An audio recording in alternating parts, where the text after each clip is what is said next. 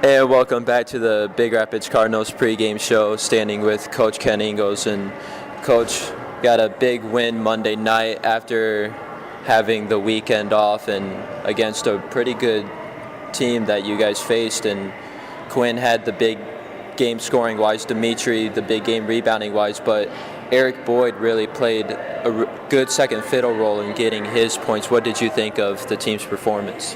Well, Q was pretty magnificent offensively. I wish you could do that every night, but you played yourself. The ball doesn't always drop like it did there, but he was unbelievable scoring-wise because they ran 4 different people at him again, too. And for a freshman to come in like Dimitri, would he have 14 or 15 rebounds again, too? Spoke well of it. And we could have switched roles. We knew the big kids couldn't run the court very well, and too.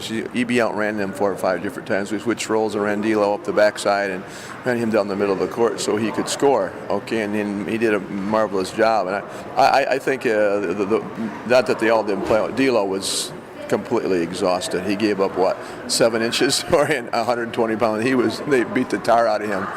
And I know he was 0 for 9 at the free throw line, and you got to realize this is only the second year this kid's ever played basketball in his life. And he says, my hands were so sweaty when I went to the free throw line. The ball was slipping out of my hands. I said, well, we could get a towel and towel them off again, too. But it was a good team win for us. Somebody else goes up and steps up, and we're just looking forward to hoping a lot of them step up tonight. Tonight you faced Saginaw Swan Valley. Did you get a chance to catch their game Monday night? Well, we watched the first 3 quarters of it. They had a pretty easy. There's a difference. They had a pretty easy ball game. They didn't have to be extended. Belding was missing their point guard, and they struggled shooting the ball, and so they could go out there and relax, and we weren't afforded that opportunity again, too. So I've seen that's the only time I'm seeing. We really don't do a lot with film. You played for me. We don't do that. We worry about what we do. They're going to shoot the triple. They got the big 6'8" kid inside. So what's new? But it's a team. They're going to be bigger than we are. I think we're quicker than they are, so it's going to be the typical size. And I think the thing they do better is they have a lot of shooters. We saw them the other night. They had a couple of shooters that could shoot it, but we've also got some people that can defend that triple because we see it every day in practice too. So it looks like it'll be a good matchup for us, Chris. Don't sell yourself short because you do have some shooters yourself, but Jake Hayes didn't really do a whole lot offensively, and he's really been that second fiddle to Quinn Tyson all year. Certainly you would hope to see him kind of break out tonight. Yeah, he takes what he gives. He's your point guard, and he's distributed in the ball, too. And he knew Q had the hot hand the other night, and Q made a lot of shots, and so he was content to do that. But he plays some pretty good defense for us, and he's pretty well-rounded. And we're talking about playing a well-rounded ball game. One of the things we don't talk a lot about is how good a defensive ball player Quinn Tyson is. Quinn doesn't make a lot of mistakes. He moves his feet. He's in the right space, right place all the time. He gives us the backside help again, too.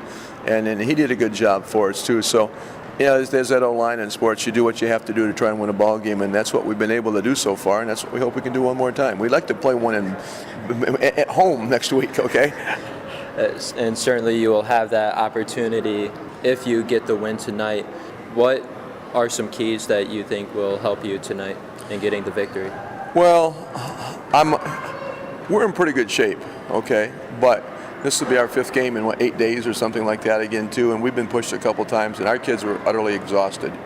And that's my concern with them having an easy game, us being really pushed. And you have to realize that it's a 3-hour bus ride here. And then after the game tonight, to watch half of another ball game and to take a 3-hour bus ride back and to bring another, a 3-hour bus ride here. Our kids, we don't talk about it because I don't want them thinking about it. But in a coach's mind, you're wondering, are we fresh? What's left in the tank again, too? I think we'll play hard, but sometimes if you're a little tired, you make those mental mistakes that you don't normally make, and I'm hoping to be able to avoid those again. I'll never doubt the effort because these kids always give it. I just hope we're fresh enough that we don't make the mental mistakes. The guys certainly seemed to be in a good mood when I saw him. Coach, good luck tonight. Thanks, Chris. It'll be a good ball game. And after this 2-minute timeout, we will be closer to the tip-off and starting lineups here on Big Country 100.9.